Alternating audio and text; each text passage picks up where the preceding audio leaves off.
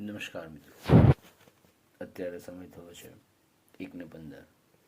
હજુ પણ અમારી કાર્ય સંસ્થાનું ચાલુ જ છે. સારો સમય જોઈતો હોય તો સમય જોઈને કામ કરવાની જરૂર નથી.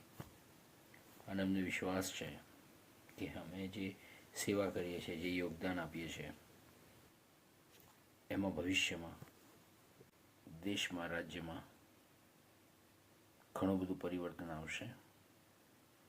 અમારી આ મહેનત, અમારી આ નિયત એ વ્યર્થ નથી જવાની.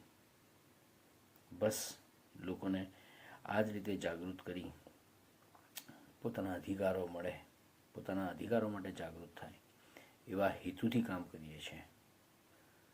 તો જો આપનો પ્રેમ, આપનો સાથ રહેશે તો ચોક્કસ ખૂબ આગળ વધીશું. સુધારો સાથે આપણે આપણા દેશને પ્રગતિશીલ બનાવીશું. જય હિન્દ, જય સંવિધાન.